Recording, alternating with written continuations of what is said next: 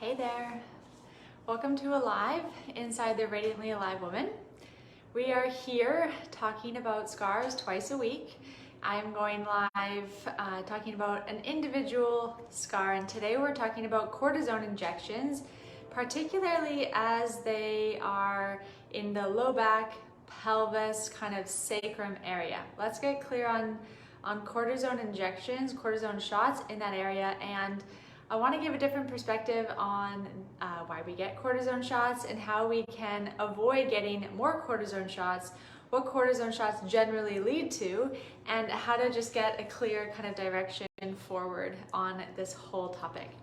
So in this group, we are always talking about scars in 3 different sections, particularly in these videos. We're always talking about the physical considerations. I like to talk about the physical considerations first. That's my background. My background is as an athletic therapist. I used to really niche myself in neurology and biomechanics. And so I'm very comfortable talking about anatomy and physiology.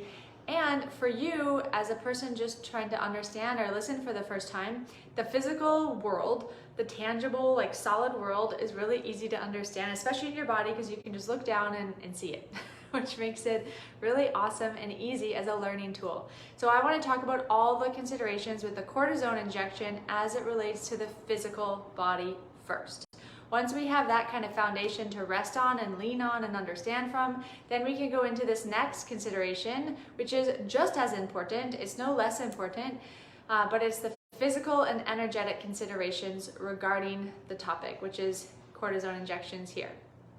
I bring this up second because oftentimes this is a little bit more abstract. It can be a little bit more challenging to see yourself in some of these things, and it can take a little bit of reflection or thinking, going back in your own timeline and so on and so forth to really start to parse this stuff out. Sometimes I talk about it, well, pretty commonly I talk about it, and women have these light bulb aha moments and things are blasting off in their mind, which is amazing. Sometimes you need to go for a walk with it or just sit with it for a little bit, let it marinate, let it kind of steep inside of you, because the energy and the emotion around things, we're pretty good at pushing that stuff down. We're pretty good at avoiding that stuff. Just naturally as human beings, we avoid stuff that creates pain or suffering. So we try to pull away from that, detach from it.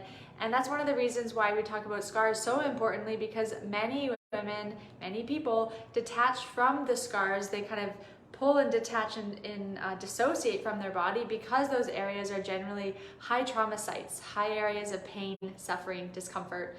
It could change someone's lifestyle completely, and so on and so forth. So we detach from that. In this whole group, my whole system, Scars Reigniting Your Feminine, is about coming back into your body, becoming more whole, integrated, really balancing body and mind.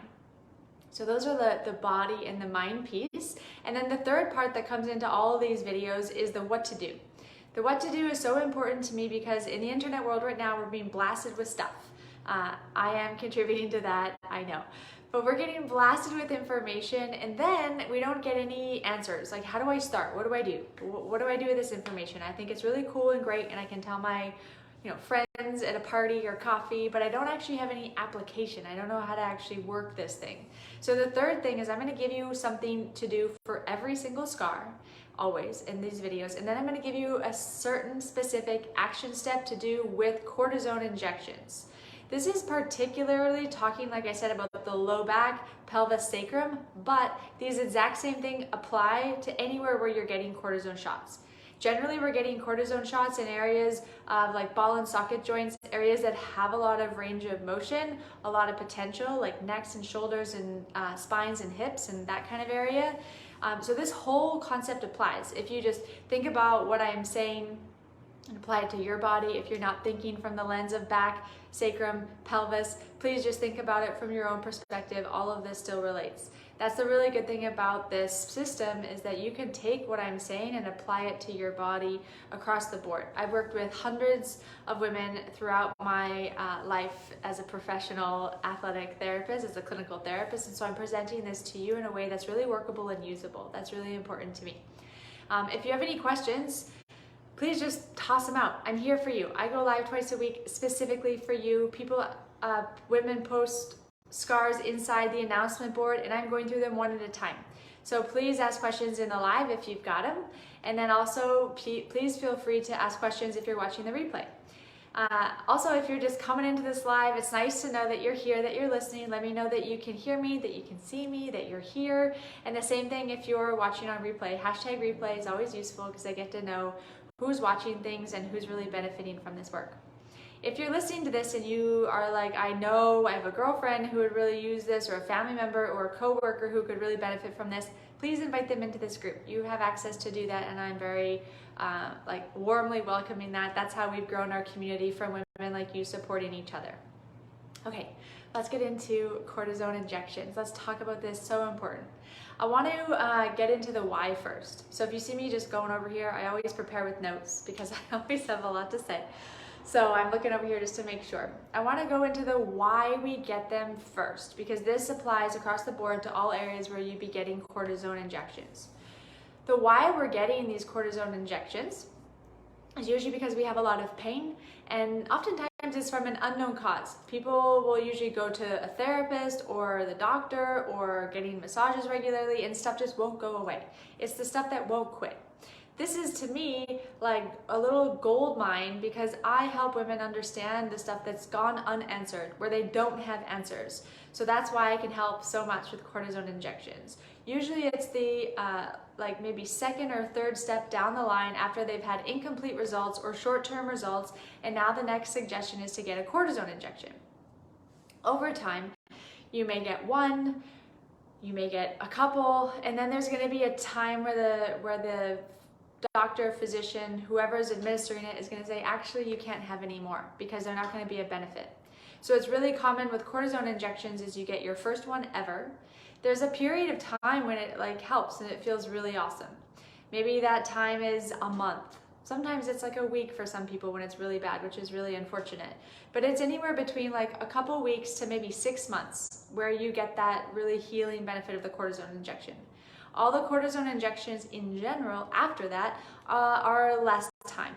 You will feel your pain or your whatever is coming back more frequently, more closely, and you'll go like 3 months, and you'll go 2 months, and you'll go 1 month, and then it won't work at all. And actually they found with research now that the more cortisone shots you're getting, it's actually atrophying the muscle. It's actually damaging the muscle to the point where it's having trouble like rebuilding and creating stability and force and proper pressure in the body, which is really bad.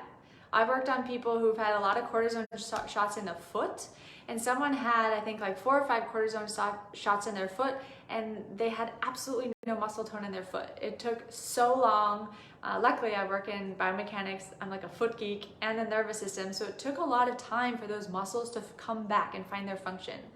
So it's not a good game plan to get cortisone shot after cortisone shot. It actually could be detrimental to the health of the area, which is why they only give you a few of them. In general, a cortisone injection is a band-aid for something that hasn't been yet discovered. Why is this going on? What's actually happening here? And I help women understand this. So as we go through all of these physical considerations, I'm not just talking about present day, like what you're feeling on the day-to-day. I want you to think about in the past, like going back in time, because the reason you need a cortisone shot today or in your past history is because something was happening, something was stewing underneath the hood, so to speak, for a long period of time. And we want to know what that thing is. So as I'm speaking, think about your past. And what we want to do, if you're in cortisone injection land, meaning lots of punctures, we want to make sure that we stop all chance of going into an actual surgery, whatever that surgery may be, whether it's a surgery at the disc, a discectomy, or it's getting some sort of fusion. We don't want to go there. We don't want that option, because that limits something that's so important and crucial to our body, which is movement. So I'm going to talk about this why in as much detail, and it's actually going to give you the framework for understanding the what to do section at the end of this video. What we need in our body is proper range of motion, full range of motion. As a therapist, if you go to any type of therapist, a chiropractor, an osteopath, physical therapist, athletic therapist, massage, they're looking for quality of range of motion. How well does the joint move? How well the joint moves is actually a really good indication of how healthy all the connective tissue is around it. Because when a joint moves, my elbow is usually what I use as an example because it's just easy to see. When a joint can go through its full range of motion, like a full extension and a full flexion, not only is that good for the joint health, the like synovial fluid and the integrity of the joint itself, but I'm talking like ligament, tendon, muscle, all of that is getting a nice kind of stretch and compress. It's getting a nice kind of like massage by that kind of quality range of motion. The muscles are one of the main reasons that we are able to have good range of motion, meaning we're able to get to these extreme end ranges. The way that I talk about muscle, that I can't really go into full detail now because it's going to turn into a full lesson, but I want you to think of muscles like elastics. I want you to think of muscles like elastics, meaning they go ideally to their end range, and that is a very efficient muscle because when it goes to an end range, if you remember physics class, kinetics, when it snaps back into place, this is a very efficient movement. It's not using a lot of energy, which is nice. That means we're not blasting energy out for no good reason, which leads to fatigue and all sorts of other problems. So the better our muscles are functioning, the better our joints are. Now, all of this depends on the quality range of motion that we have. If we do not move well, if we sit in a desk for 8 hours, don't think that sitting is the new smoking. Like we got all up and crazy about that when we started making ourselves feel really badly about the way that we sit all day. Sitting all day is, you're right, not the best. But if you know how to move your body in 3 different dimensions, a 3D movement, also called a triplanar movement, then you're giving movement back to the areas that were maybe lacking movement during your sitting. The problem is we don't actually have good movement practices. We don't really understand what's required of certain areas in our body. So when we're talking about the low back, pelvis, sacrum, the low back should be able to do a ton of range of motion. It's very different to like the thoracic spine, the spine part where the ribs are. Because we have ribs right here, it really limits the quality and like range, the actual amount that we can move in the spinal, in the thoracic spine. Because the lumbar spine is kind of just here with soft tissue abdomen, like a soft gooey belly, you should have a pretty good amount of range of motion in the low back. It is particularly very good at flexing and extending. It can also rotate to the right, rotate to the left, side bend to the right, side bend to the left. If we don't do those movements regularly, over time, those joints will get worn down. Those muscles will get fatigued. It will create a ton of tension. It will create a ton of compensation. Compensation in my book is a good thing. If we do not have compensation going on in our body, we're in big trouble because all that compensation is our body still going through something that we're asking it to do. If we didn't have compensation, a lot of us wouldn't be able to move very well. But our body is so intelligent, so smart, that it will find a way to do it. The problem is at what cost? How many times can we move poorly? And this is the problem that we want to figure out. This is what we want to give back to our body so that we don't need to have lumbar fusions, discectomies, and so on and so forth. This is what we really want to avoid. And the only reason that that's happening is because there's a lot of like weird grinding, poor quality movement that creates a lot of inflammation, a lot of irritation, a lot of just like buildup in the bones that eventually lead to degeneration, and eventually we're kind of out of options at that point. We don't even really want to go into cortisone injection land because in my book, in my world, those could be thought of as scars. Don't get me wrong. Cortisone injection scar is usually like, usually they do anywhere between, 3 to 15 little pokes, depending on what country you live in, the size of the area, and how many kind of locations they're doing it. Sometimes they like do 2 or 3 different spots. So this is not so bad compared to a larger scar like breast scars, organ and like reproductive system scars, throat scars, vaginal scars, any kind of like actual scar that you have along the spine. However, the buildup, like the actual kind of chronic situation that's going on here, creates a lot of physical discomfort. It creates a lot of emotion and energetic discomfort. So this is what I want you to think of. This is the key point here. Another injection thing that is very high on the list that's on nobody's radar is IVF treatment. That's a lot of little pokes to the abdomen over a very short amount of time. This is also considered a scar in my world, and we want to appropriately treat these things. Okay, so I think I've said all my little spiel about why. So again, just as a little note, think about your timeline. Think about what's gone on in your life that has limited these ranges of motion in the area. So I'm talking about physical stuff like hitting your tailbone, falling badly on your hip, getting into a car accident, giving birth, and having some sort of complication going on. Maybe your pelvis didn't change shape. Maybe there was damage to your tailbone. All sorts of things that could happen when you're giving birth, as I'm sure you know, that could be related to this. Pubic bone, symphysis bones that are kind of off center, and all sorts of things like this. It could also be any slips and falls. If you live somewhere where it's cold and it's icy, maybe you fell on your back, maybe you fell in a Ski-Doo, 4x4, all of these things. Of course, sports are on the table anytime you've hurt yourself. I want you to really think about these things. Boating, like hard hits to the bum, boating accidents, all these things where you go fast in some sort of motorized vehicle can cause damage to the pelvis, sacrum, low back area. And it could be way long time ago. Lots of people will bring up like car accidents that they're like, yeah, it happened 30 years ago and it doesn't really affect me anymore. And then you go, well, what hurt 30 years ago? And they go, oh, my back. And then you start to like get all these like little, like thinking thoughts and connecting the dots and starting to recognize that, yeah, stuff is still present and living in my body because I didn't actually correct it or go through a proper rehab process in that time. If you got into a car accident, anything from like the 80s earlier, it's probably that you didn't get into a very good rehab process, a really good integration back into moving, walking, being active again. Car accidents now have a much better kind of framework around the physical therapy and all that stuff that needs to happen after a bad accident, but that's somewhat new in the grand scheme of things. This applies not just to cars, like I said, anything going fast, including horses.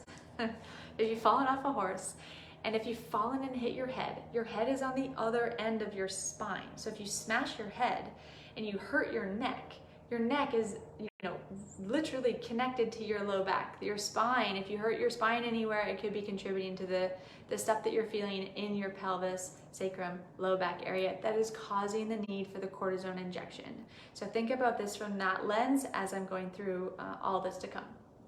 And like I said, if you have a question about your own body, toss it out. One of the great things about being here live with me is that you get to ask questions whenever you want and you get a direct answer to you. So here we go into the physical. What could be going on physically in your body that you're feeling that could be because of what's going on and and is like requiring you to need cortisone shots? It could be bowel and bladder function, challenges with incontinence, urgency, constipation, diarrhea, bowels going too slow, bowels going too fast. All of these things could be happening. Any other type of digestive issue like bloating, food intolerances, any kind of swelling, inflammation, not just in the gut, but anywhere in your body, this could be happening as well.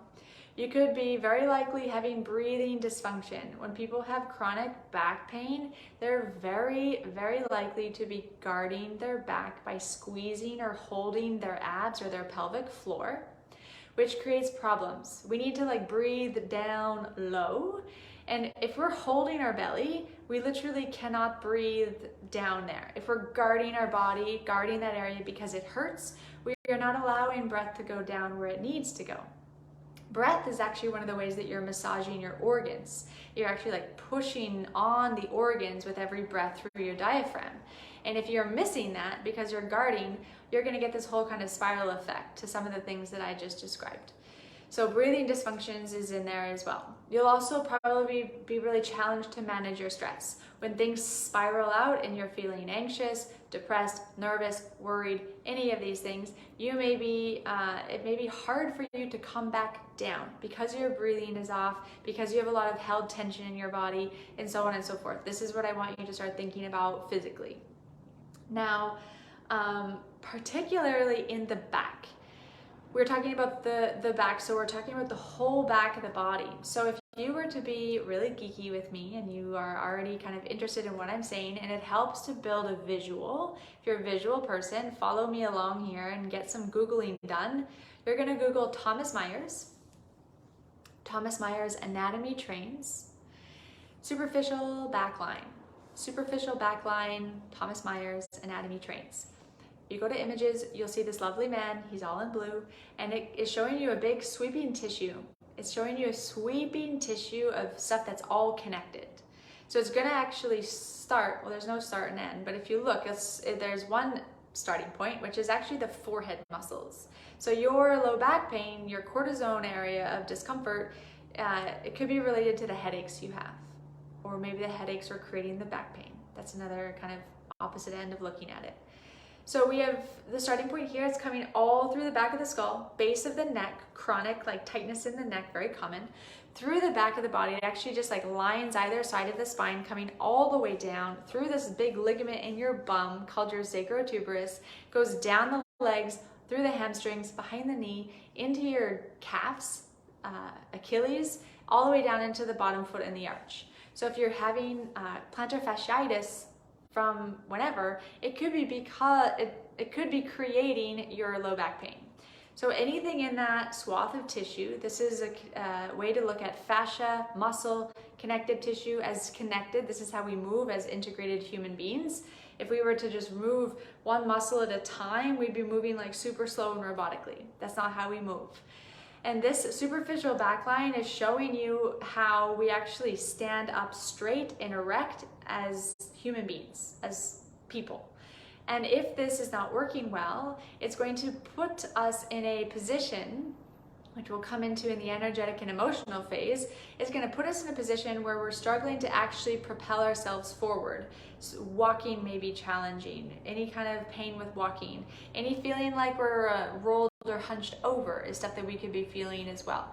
And it's really important that we bring activity back to that. So if you have, if you're interested in strength and conditioning, I have a strength and conditioning certification. I have the gold standard in North America. You may be interested or looked at stuff about extensor chain or posterior chain exercises.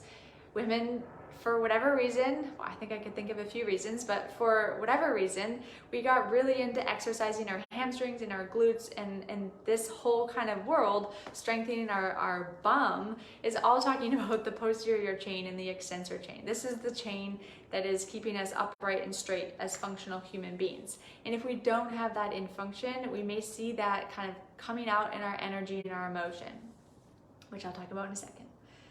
So that is the main stuff I want you to think about as far as the physical.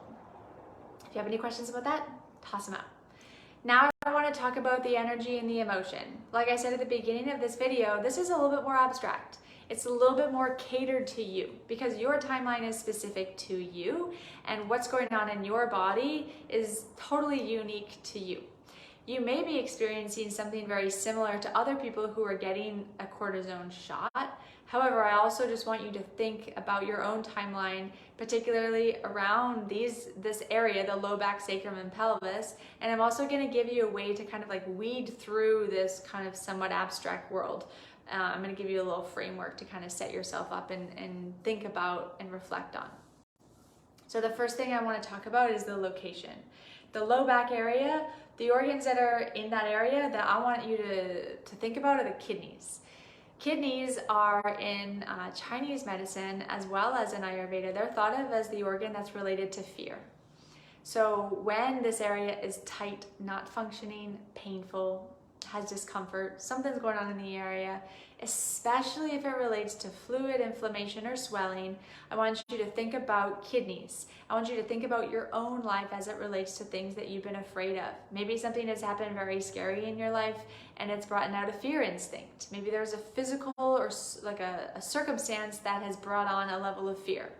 In general, if we get down to it, if we have real honest conversations with ourselves, we are fearful about certain things. We're fearful about change. We're fearful about this and that and all sorts. So what does that mean for you?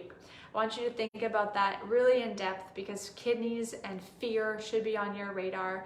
Like I said, especially if we're talking about fluids in the body, build up, held fluids. Kidneys are obviously like the filtration organ, as I'm sure you learned at some point, maybe just in like bio in school, or maybe you know them in more depth, but it's definitely the filtration center of the body when it comes to fluids.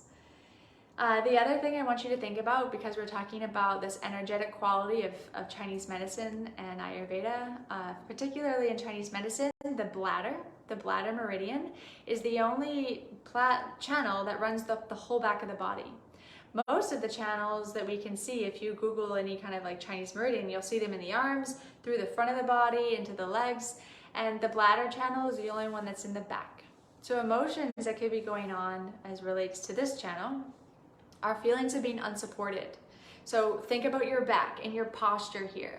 Think about that feeling of being unsupported, or like not having a backbone in yourself. There could be some internal conflict, like some wishy-washy uncertainty in life. This is very common, like insecurity. These are the feelings that are going on prior to, this is the buildup that is requiring you to need the cortisone injections. So see how that relates to you.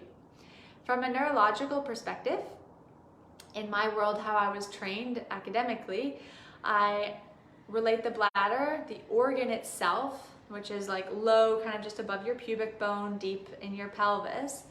The bladder is related to all the muscles called your sacrospinalis. So the muscles that come out of your sacrum, the muscles that come out of your back and start to form those muscles that line either side of your body that you see in that blue man. So when you have a challenged area there, you may feel bladder stuff. You may feel like literally incontinence or urgency or something going on with the bladder, and you may also feel the emotional qualities that I just discussed. This is very common and normal in people who need cortisone injections. Usually they're very challenged with their bladder. Sometimes their bowels as well, but definitely fluid and swelling like I spoke about earlier.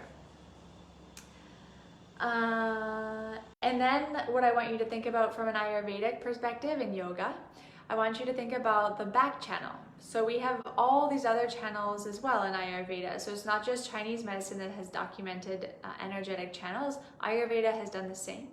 There's a back channel as well as a front channel. And I want you to think about, just in a really simple sense, if the back channel is not working efficiently because there's pain, there's discomfort, it's been going on for a while, I've been getting cortisone injections, I don't know what's going on. There's a lack of circulation of energy. There's like stagnation and stuckness going on. And this is a problem. This is a big problem in our body. This is a big problem in our mind. We don't want to have stuckness or stagnation anywhere. I want you to imagine it like a still, boggy kind of pond. We don't want to have that anywhere in our body. We don't want to have that build up. We don't want to have rigid thinking or thoughts that are looping or ruminating or not really like evolving or transforming. And then we also don't want to have that in our body. If you think about fluid buildup, if you think about digestion problems, you think about poor breathing, like not really like fully efficiently breathing. This is all not good. We want to avoid that. Talking about muscles fully contracting and relaxing in the beginning. We want that to happen to create this nice cohesive amount of movement. Motion is lotion. that applies in your body and in your mind. You want to keep things moving. It's good, it's healthy. And that on that idea of stuck, very common to have a feeling of stuckness, stagnation, lack of confidence, lack of motivation when we're talking about stuff in this area. Why is that? It's because this posterior chain that we're talking about, that blue man, if you want to visualize in your mind, this is the part of the body that actually like propels you forward. So when we're talking about walking, when we're talking about gait patterns, walking patterns, literally the tissue that pushes you forward in space so that you walk forward is this like swath of tissue. It is the movement that allows you to propel forward. So if this is hindered, you may feel in your own energy and your own emotion like a stuck quality. And again, this is very common, nice to know and pick out on yourself. And know that I'm saying all of this as the kind of goal that everything here is workable.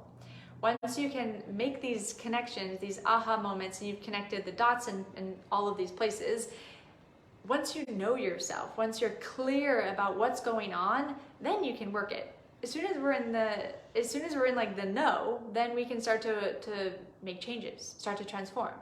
When we're lost, confused, in the dark, don't have answers. We don't really trust our body. We have a lack of confidence. We're in no man's land. We're in a bit of limbo. This is where so many women are. And this is why I spend all this time trying to make sure that I help you understand that there are answers, and the answers may be in your scars.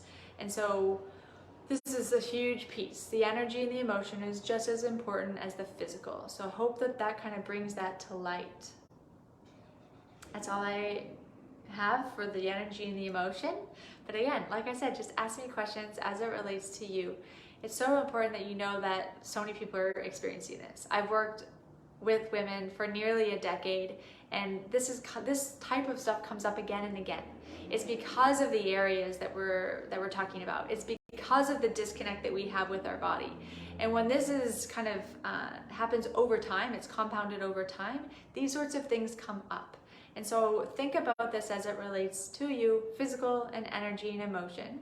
And then let's get into this second part here. This third part, this final part, the what to do.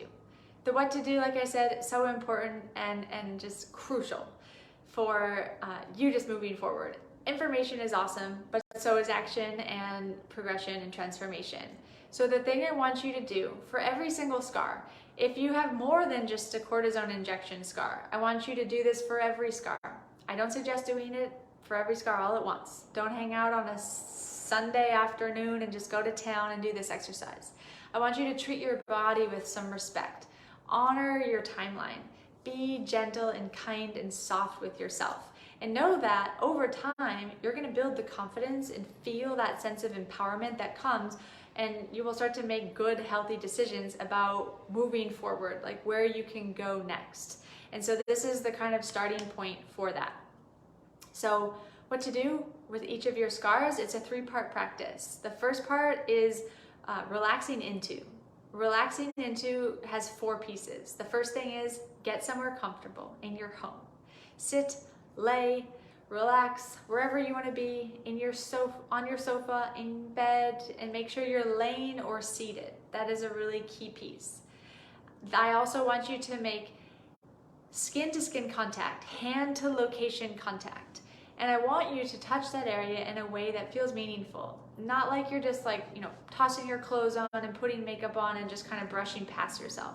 I want you to kind of say to yourself in a meaningful way, I'm actually going to start engaging with an area that I may have consciously or unconsciously been avoiding.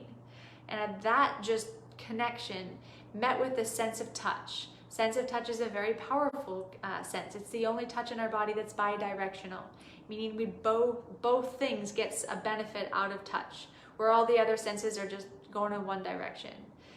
This is such a powerful thing to work with, and the way to make that touch sense even more transformational is to close your eyes. Close down one sense to just start to rev up another sense. So that's the whole relaxing into part. Then part 2 of this 3-part practice is gathering all the physical considerations that you can through the sense of touch at the area. I want you to feel any type of dullness, darkness, black, disconnection, I don't feel anything, numbness, all the way to the other end, feeling nauseous, sick, uncomfortable, whatever the feeling is, make sure that you take note of that. I also want you to pick up temperature, cold, hot, anything in between that is all fair game. And then any kind of feeling of stuckness. Scars, as you probably know, bury themselves deep to get to bone. I'm so big on talking about this. I think I'm the only person that's really describing it this way, and it's so important that you understand it, that scars are looking for stable anchor points as they heal. They're going to latch on and glue onto bone. This is a problem because when you have scar tissue sticking onto something, it limits your range of motion. Range of motion goes down. We want to get that back, but you need to feel it first. So many women in this group have said, oh my gosh, I feel what you're talking about. I want you to be that person too. I want you to feel all of that. So get a sense of where there's tension, where the tissue stuck in, maybe where it's pulled out, where is it kind of coming out of the body. This is really common in abdominal surgeries, for example. There's lots of parts of the skin that are coming out and lots of it will be stuck in. So feel what that feels like for you in your low back. And then the third part, number 3, is I want you to gather all the energetic and emotional considerations. And this roadmap that I spoke about earlier is best used here. I want you to feel the energy, the feeling, the vibe, the kind of like inner dialogue, the kind of mood, the state of 3 different phases as it relates to each scar. In this example, we're talking about cortisone injections. So the first phase is everything that happened before the injection. Okay? So everything that happened before the injection could be a long period. What were you feeling? Like not just what did you do, not did you fall on your bum, but I want to know what were you feeling? Were you feeling challenge in life? Were finances an issue? Did you feel like you could no longer go back to playing tennis after you fell and slipped, and that made you feel really down on yourself, made you feel less than, made you feel like you had a lack or an empty space in your life? What was going on before? Feeling like you can't pick up your children, play with your grandchildren, all of these things. What was the feeling underneath that? It's so important to uncover that in yourself. The during the injection itself, in general, a cortisone injection isn't as freaky as a surgery. A surgery is like up there. There's always fear with surgery because there's a lot of complications. Not to say that getting poked, punctures, is not scary, but it will be less so. But there will be a sense of fear, a sense of will this work? Is this going to work for me? Can I just make this go away? Is this going to, like, maybe you invested a lot of money into it. Maybe you had to pay out of pocket. Just all of these things are like revving around the situation. After, anything from the healing process to present day. Healing process in a cortisone shot, a lot of people are told like not to move, to make sure like the stuff goes in the right area. So we want to make sure that we are aware of the healing process all the way up to present day. Were you discouraged? Were you let down? Whatever it was, it's going to be totally unique for each person. Feeling like you didn't have answers, lack of confidence, lack of trust. Maybe your cortisone shot worked awesome and it's still working awesome, to which I am so happy and proud and feel great that that's happening for you. But a lot of people don't have that experience. It's a short-term band-aid result. So we want to go and like see the spectrum of energy and quality from the whole thing. And this is going to probably set you on a path that nobody's shared with you. You got to go into your own timeline. You got to go into your own stuff so that we can really uncover things. Once we have uncovered, then we can start getting to work and resolving these long-standing issues. So that's the 3-part practice for every scar. Now, what do we do for the area of the cortisone injection? All right, so the cortisone injection site itself, depending on how old it is. So there's rules when you get a cortisone injection shot. So do not apply this thought process anywhere close to your cortisone injection time or shortly after your cortisone injection. Wait like 3 to 4 weeks after you start doing this from your cortisone injection, just so you make sure that you've done the best possible that you can to make sure that the injection's gone in the right spot and you followed all the doctor's recommendations and so on and so forth. So the thing that I want you to do for the cortisone injection site, the low back, pelvis, sacrum example here, is I want you to do an assessment that will end up being a treatment. So I'm going to help you think like I think. I'm going to help you think like a clinical therapist, which is very useful, especially if you feel like you're not getting anywhere in these types of therapies. When you understand the thought process behind it, you can get behind the quality at which we're asking these movements of. So I want you to assess your range of motion in the lumbar spine, in the low back. There's 6 ways that you can go. You can flex your spine, you can extend your spine. You can side bend it to the right, you can side bend it to the left. You can rotate to the right, you can rotate to the left. You're going to assess these 6 ranges of motion. You're going to assess it seated, because when you stand, you'll probably, not knowingly, but you'll probably cheat and get range of motion from places like your ankles, your knees, and your hips. So you need to sit. I'm seated on the ground right now. So you could sit on the edge of your bed or on a chair or on the ground like me, whatever you want. And you're going to assess the quality at which you can extend, meaning put a bigger curve in your back. Sometimes we like to call this lordosis, but without getting too crazy in words and getting caught up in labels, I want you to just tip your pubic bone forward, let your belly like just go soft and extend your spine. What does that feel like? Usually that's not so great for people who need cortisone shots. What does it feel like for you? Most importantly, give it a value out of 10. Don't just say pain. Pain is the worst kind of least useful word ever, because you don't know how to quantify that. You don't know how to understand that. So give it some proper language: discomfort, pinching, pulling, aching, burning, whatever.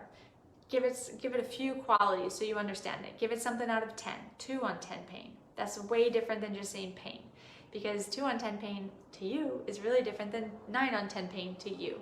And just giving that quality, that information is super powerful for you. So extension, do the opposite. Flexion, round the spine. So if you're familiar with yoga, you're basically going to be doing a seated cat-cow. Not just in like your rib cage or your neck. I mean, like, put it in the area that we're interested in. So you're flexing the spine as your second thing. You're rounding the spine. You're posteriorly tilting the pelvis as well, if you know all those terms. I wish I could go into tons of really good detail, but just because we're in a short video and I'm mindful of people's time, I want to keep it short and simple.